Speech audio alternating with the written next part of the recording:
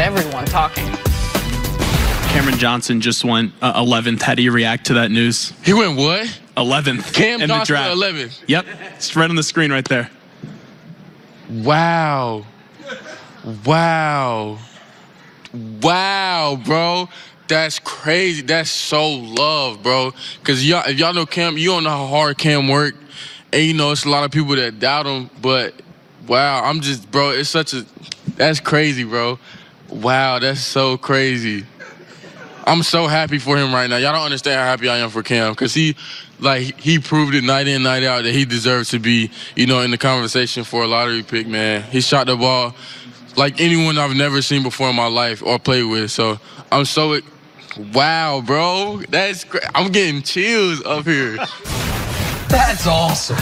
That's really cool. I couldn't figure out if that was like a mix of, man, my guy just got drafted, or, man, my guy got drafted. Got drafted high. Yes.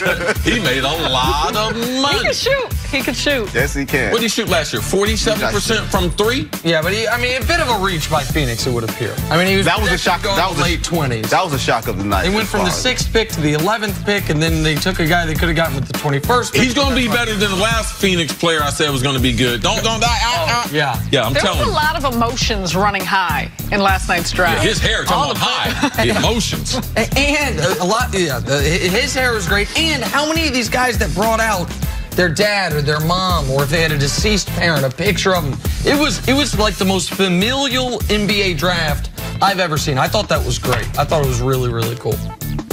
That's all. What? See? Moving on. All right, let's move Get on. on your hair, but I'm No, going to wait. good. That's why I started talking about that. That's why I started talking about the passed away relatives. Now you can't. Maybe 3 minutes. Yes. Kyrie Irving seems to have his bags packed out of Boston. The question is where he goes next. While Brooklyn seemed to be the favorite, reports are the Nets are questioning signing Kyrie if they can't also land Kevin Durant. Vince, are teams right to have doubts about Kyrie's future after his failures in Boston? You would be foolish not to have questions about what you have to surround a guy like Kyrie Irving with if you're going to bring him into your program. Now, I talked about it a little bit with the other day with the Celtics. I don't think the Celtics had the right infrastructure, the right support for him in terms of coaching staff, in terms of the front office, people he could relate to, people he could talk to, people he could learn from. If you're Brooklyn, you have to make sure you have that independent of Kevin Durant, independent of anything else that you bring into your locker room. You have to make sure you have the infrastructure because Kyrie, although he has a lot of NBA experience, he's still learning a lot. And his effect, his personality from a day-to-day basis on a young, impressionable team. We saw how that happened in Boston. I think he caught too much of the criticism, but some of the criticism was warranted as far as how his personality had a negative effect on some of those young players. You have to be very careful about that. He cannot be the most dominant personality in your locker room. Maybe your best player, but not your most dominant personality. I think there's a difference between the two. I would have enormous trepidation about this, but it wouldn't prevent me from bringing him in. First of all, there's 10 teams that have max cap space. There's really only at most 6 guys that are true max players that you would do without any anxiety are they going to live up to it, and he's one of those 6. So there are going to be guys, when we're talking about Nikola Vucevic maybe getting a max deal, of course Kyrie Irving should get a max deal. Vucevic, now what tier is he? Because these guys, you can't have everyone on the same level, right, so even though they're free agents. To me, KD, Kawhi, Kyrie, and Kimba are that top tier, and even within that tier there's a tier, but let's just call them all that top tier. Then Jimmy Butler, D'Angelo Russell, Tobias Harris are that next tier, and you could say there's tiers within that. And then you get to Chris Middleton, Vucevic, Al Horford, that tier right there. I don't know where Boogie Cousins falls into any of this because I don't think he's going to get a max contract. But the point is, I just mentioned 10 names. There's 10 teams. A few of them have double max cap space. So if you can get Kyrie Irving, and I don't think the Nets would turn Kyrie Irving down. I don't think they would feel as great about it as if Kawhi Leonard said, hey, I want to come here, and that's understandable. But I also don't think we should shut the door to Kyrie Irving evolving, to Kyrie Irving learning from failure. Last year was the first real failure of Kyrie Irving's career, I would argue. Those first few years in Cleveland before LeBron got there, he didn't fail. No. The team got a little bit better each year. You can argue maybe they underachieved somewhat, but they didn't have great players. They spent first overall pick on Anthony Bennett. Like, that's it. He was able to display his ability that people knew. He is rare as far as dribbling, finishing at the rim, an elite scorer. So he actually earned some credibility in the NBA, on the NBA streets. And so he learned, so there's that phase. Then there's phase with LeBron. Then there's the Celtics phase. We don't know what would have happened in that first year when the Cavs were LeBron and injured Kevin Love and Jeff Green, but Kyrie got hurt and Gordon Hayward obviously was out all year. And then last year was a disaster. It was a disaster on all accounts, and Kyrie clearly needs something of a fresh start. I don't want to act like I think it's impossible that he has the ability to be introspective and say, okay, how much of it was on me?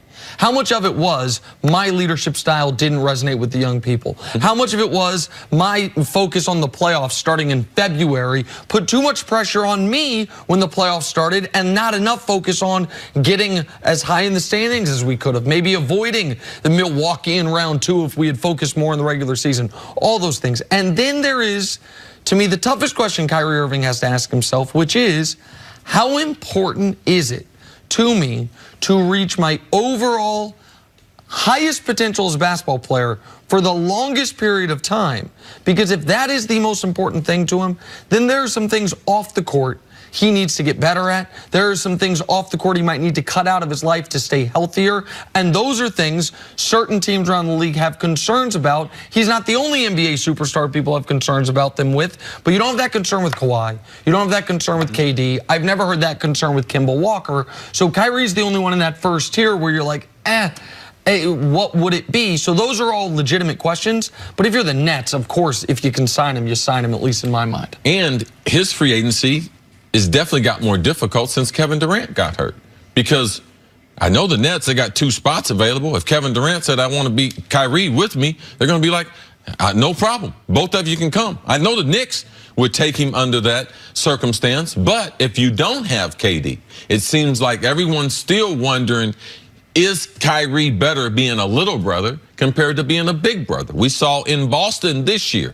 And this is what I'll say as far as you giving him benefit of the doubt as far as going into the future. Not signing with Boston is a sign that he's not going to make another mistake. Because he could get more money from Boston, go back there into a situation that he is not going to flourish. So at least good decision making starts with one decision. So we got to be able to give him credit. He should be able to learn through the wealth of knowledge he's been exposed to, what type of organization he wants to be with, style of play, and teammates. And this time, there's no excuse. He's not being traded. He's actually picking the team, so I expect him to continue to mature and be better in this decision making than the situation he was put in when he forced his way out of Cleveland. Well, and how much you factor in there was probably things he would take responsibility for last season, but even throughout the course of the year coming out and saying, you know what, I called LeBron and said, I didn't realize how hard this was. I thought I wanted my own team. I thought I wanted to run my own team. And I realized there were some nuances that maybe I didn't understand. As he moves forward and wherever he chooses to go, what do you think for him is the best fit of those around him?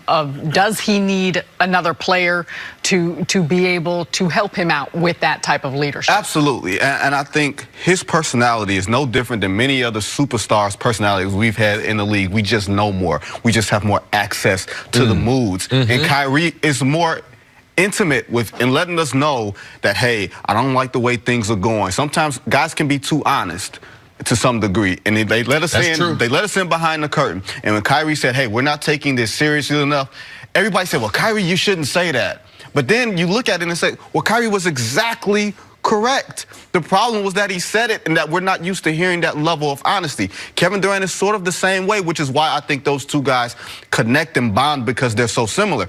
Here's the other thing about this, and let's be honest. When people fail with the Boston Celtics, we look at it as it's a problem with you, not the problem with the organization, because the Celtics have a certain amount of credibility with the public because of Danny Ainge, because of Brad Stevens and everything else. Kyrie should take a share of the blame, not all of it. And I think when you move forward, we're going to see that Kyrie has his flaws, but he's not this player who, like, let's be honest, there's only but so many types of talent like this in the league. Right. You're not going to pass that up. He's let's not a be honest. cancerous player. And one last very quick note. I think the Nets would sign him if it was just him.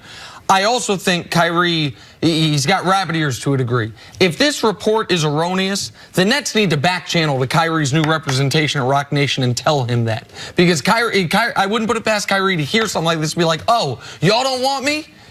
Dallas will want me. We know the Lakers want him. So the Nets, I think, need to. They can't publicly because it'd be tampering right now. But they got to make it clear to Kyrie's people, if they do want him, which I think they do, don't listen to the noise here. Sounds good.